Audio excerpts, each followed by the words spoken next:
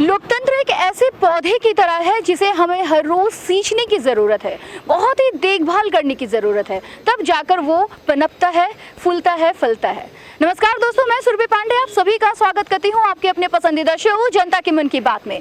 जैसा कि आपको पता है कि हम हर रोज एक नए मुद्दे को लेकर आपके सामने हाजिर हो जाते हैं, तो बिल्कुल आज भी आपका इंतजार हुआ खत्म, क्योंकि हम आज एक और महत्वपूर्ण मुद्दे को लेकर आपके सामने हाजिर हो गए हैं। बात हम करेंगे लोकतंत्र की। जी हाँ, लोकतंत्र ये अपने आप में एक बहुत बड़ा अहम मुद्दा है। जानेंगे कि आखिर जनता की राय क्या है, क्या वाकई में लोकतंत्र खतरे में है, यानी कि भारत जो एक अपने आप में लोकतांत्रिक देश है, तो क्या वो खतरे में है। हम जानेंगे आपके मन की बात, जनता के मन की बात में, तो आप बने रहिए हमारे साथ।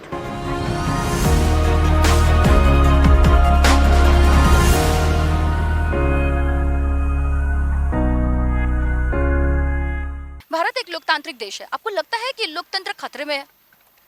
आप किस आधार पे कह सकती हैं कि लोकतंत्र खतरे में है? देश में इलेक्शन 5 वर्ष में हो रहे हैं। राज्यसभा के इलेक्शन हर 2 वर्ष में, मतलब जहां पे वैकेंसी होती है उस हिसाब से हो रहे हैं, इलेक्टोरल सिस्टम से हो रहे हैं। हम वोट दे रहे हैं, 18 वर्ष से ऊपर होने पे हम वोट देने के काबिल हो जाते हैं। तो किस आधार पे आप कह सकती हैं कि लोकतंत्र खतरे में है? वोट अगर किसी ने दिया, आम जनता वोट देती है, पर फिर भी वो हर बार सरकार से मतलब संतुष्ट नहीं होती है। तो जब ये लोकतंत्र ही है तो फिर जनता ही खुश नहीं है, फिर किस बात का लोकतंत्र है? यही लोकतंत्र है कि नेक्स्ट टाइम आपके पास ये पावर है कि आप गवर्नमेंट को ही बदल दे।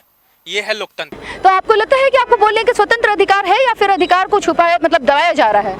नहीं, मुझे तो लग रहा है कि पूरा अधिकार है बोलने का, और संविधान हमें इस चीज़ का हक भी देता है। आर्टिकल 19A बोलने का अधिकार है, तो प्रॉपर है। कॉन्स्टिट्यूशन जब तक लागू है हमारे देश में तब तक लोकतंत्र भी है और तब तक बोलने का अधिकार भी है। चुनाव तो हो रहे हैं, प्रक्रिया के तहत हो रहे हैं, तो उसमें कहाँ लोकतंत्र खतरे में है?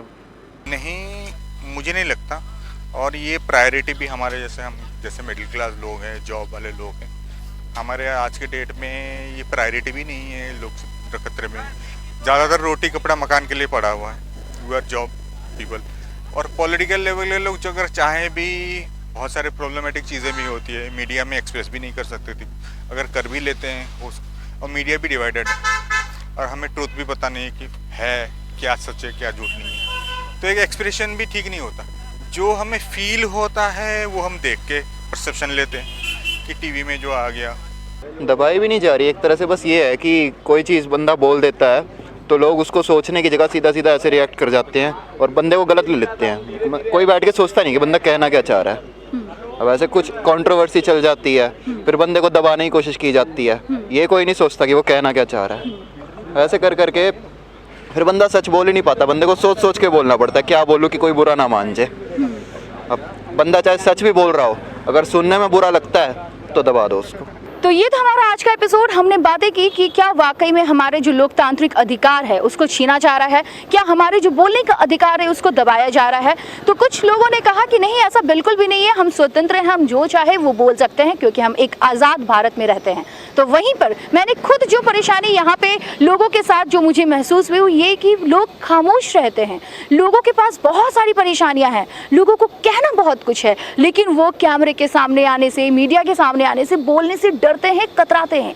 आखिर वजह क्या है, ये खामोशी किस लिए? जब ये जनता के मन की बात है, जनता के मन की बात को ही जानना है हमें, तो फिर ये खामोशी किस लिए? एक तरफ जहाँ लोकतंत्र यानी कि जनता को ही जनार्दन कहा गया है, जनता को ही सबसे बड़ा पावर कहा गया है, तो दूसरी तरफ वहीं पे जनता खामोश है। इस खामोशी को हम क्या समझें? एक डर, या उनका खुद का ये फैसला कि वो मीडिया के सामने आने से डरते हैं? वजह क्या है, आप हमें कमेंट करके जरूर बताएं। हमें आपके जवाब का बेसब्री से इंतजार रहेगा। कैमरा पर्सन अजय के साथ सुरभि पांडे, MS TV।